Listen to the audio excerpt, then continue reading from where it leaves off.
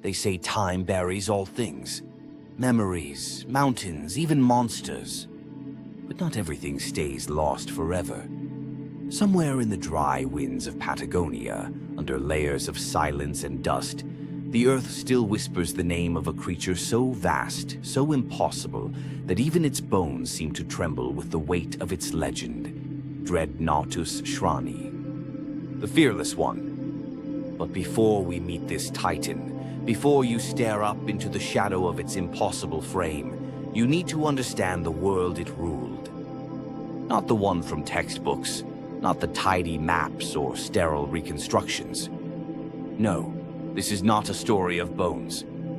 This is a story of breath, of hunger, of thunder, of survival at a scale the human mind was never meant to comprehend. Let me take you back, not just 77 million years, but into the pulse of that ancient heartbeat. A land untouched by mammals, ruled not by kings, but by colossi. It begins with heat. A furnace sky bleeds orange and crimson, where clouds churn like molten iron. Volcanic breath hangs in the air, bitter, sulfurous. The ground trembles not with footsteps, but with the footfalls of empires. Forests stretch beyond the horizon, dense with ferns the size of houses. Giant conifers sway like cathedrals in the wind, their trunks blackened by distant fire.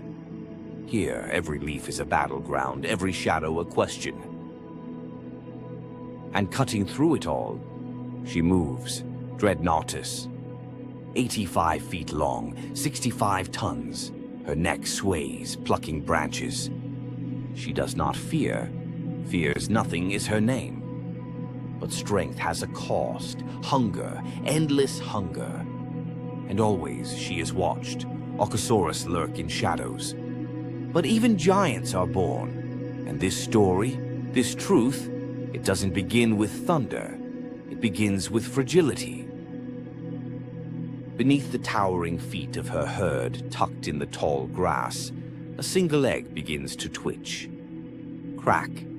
The egg splits, a wet, shivering form spills out. Now imagine this.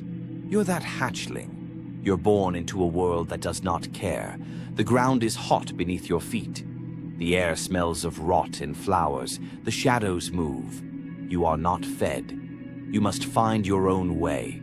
You stumble between ferns, tripping over roots, your neck too long for your own balance. You're already hunted, already prey. But you follow the vibrations.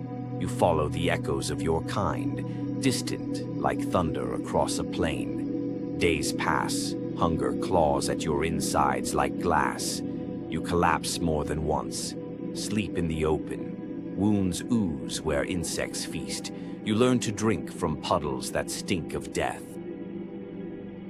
Then, one evening, the ground moves. You see them. The herd. Massive forms cutting across the horizon like drifting hills. Legs like trees. Tails like battering rams.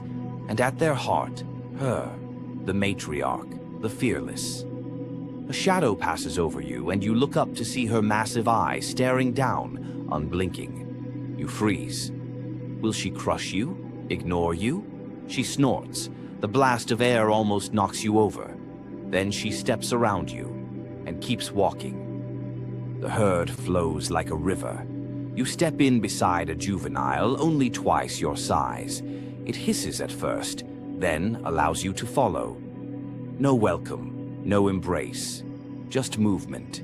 But that's enough, because now you're not alone.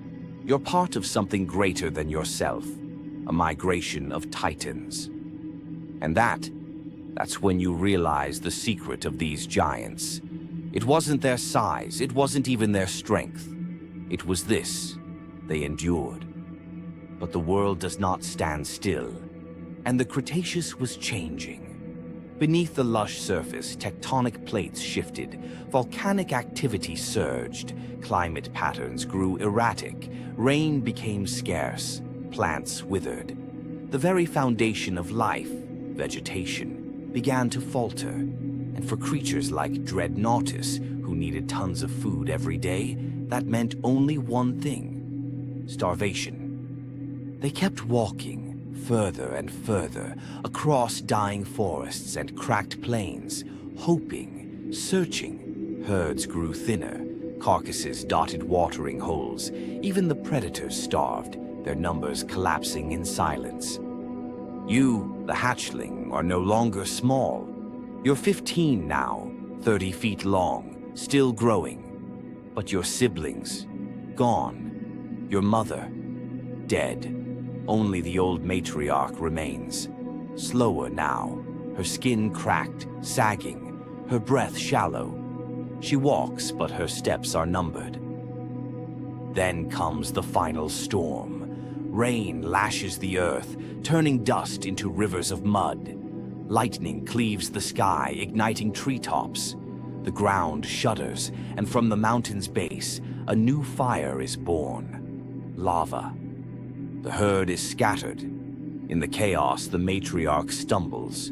She collapses, legs folding beneath her with a sickening crunch. She does not rise. You watch, helpless, as the fearless one lies still, and the earth is quiet again. This should be the end, and yet, it is not. Because you keep walking. You lead what's left of the herd, a handful of juveniles, gaunt but determined. You press on through ashen woods and scorched riverbeds, stepping over the bones of ancestors. You feed where you can. You fight through drought, through quake, through loss. You survive volcanic winters and months without rain. You learn to identify edible plants by scent alone. You teach others where to dig for underground roots when the surface offers nothing. You become what she was, not just a titan, but a guide, a force, a memory in motion.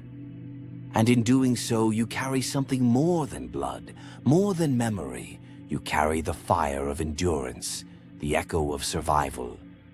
Long after the forests turn to stone, long after the skies darken and the age of reptiles ends in fire and ash, that echo remains.